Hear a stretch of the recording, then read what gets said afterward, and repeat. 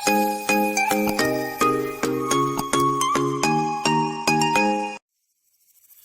araw mga bata! Ako si Teacher Michelle. Maligayang pagbabalik sa aking channel. Ngayong araw, ang ating aralin ay tungkol sa katumbas na kumpas ng mga note at rest sa iba't ibang time signature. Sa araling ito ay masasagot natin ang tatlong mahahalagang tanong na ito. Una, ano ang time signature? Pangalawa, ilan ang katumbas na kumpas ng mga note at rest sa iba't ibang time signature? At pangatlo, bakit mahalagang malaman ang katumbas na kumpas ng mga note at rest? Handa na ba kayong matuto? Simulan na natin! Pagmasdan ang notasyon ng awiting Batang Magalang ni Maria Elena D. Vigo na nasa larawan. Napansin niyo ba ang simbolong bilang na ito?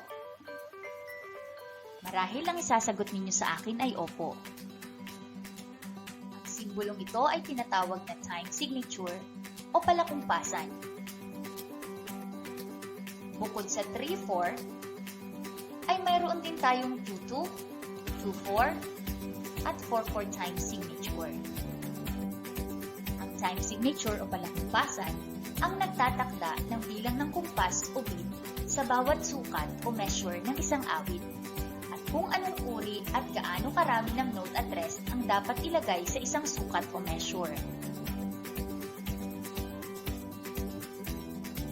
Ang time signature ay binubuo ng dalawang bilang, isa sa itaas at isa sa ibaba.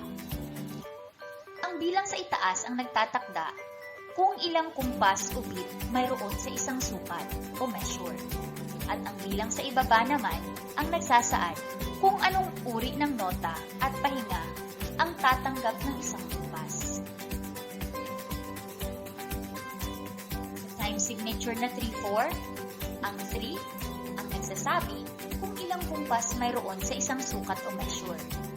At ang 4 naman ang nagsasaad kung anong uri ng note at rest ang tumatanggap ng isang kumpas o beat. Narito ang chart ng mga note at rest at katumbas na kumpas o beat ng mga ito sa 2-4, 3-4 at 4-4 time signature.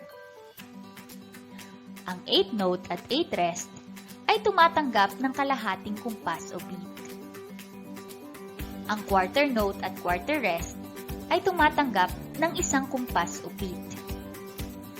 Ang half note at half rest ay tumatanggap ng dalawang kumpas o beat.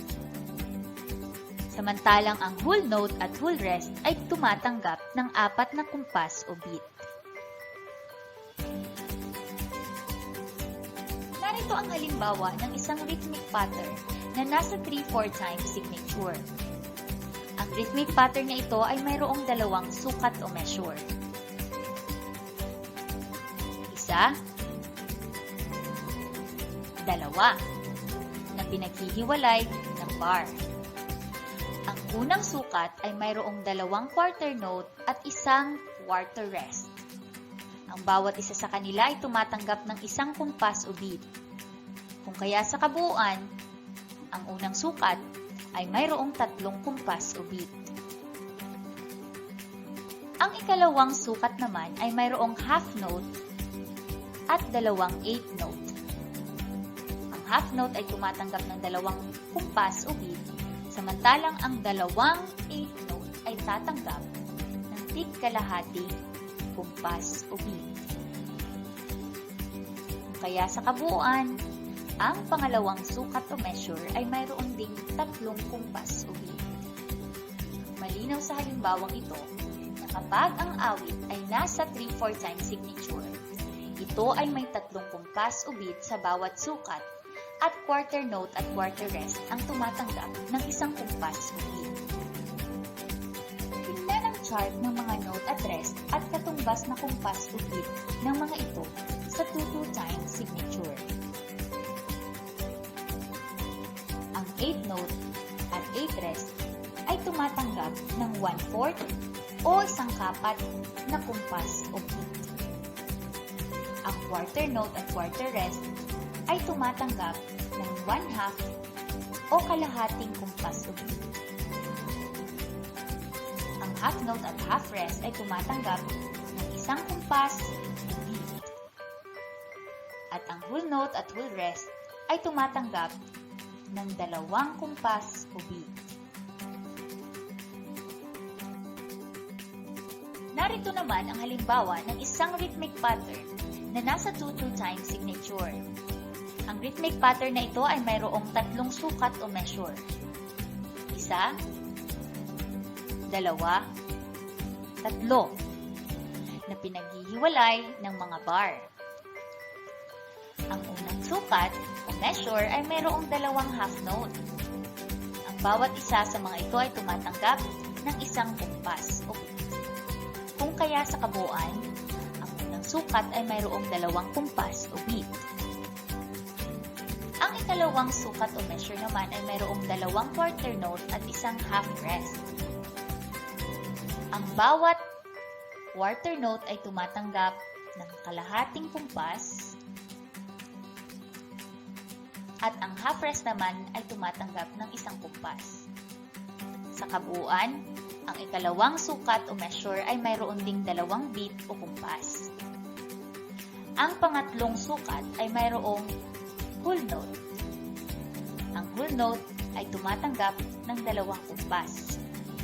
O kaya, sa kabuuan, meron din itong 2 kumpas o beat.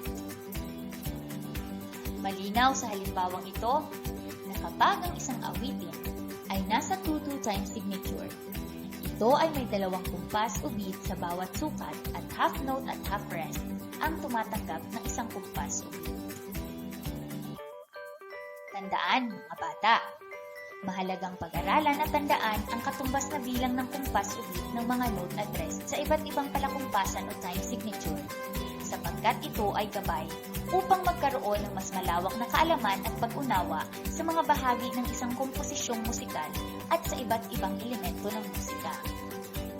Sana ay meron kayong natutunan sa maikling video na ito. Muli, ako si Teacher Michelle na nagsasabing ang buhay ay masaya kung mayroong musika.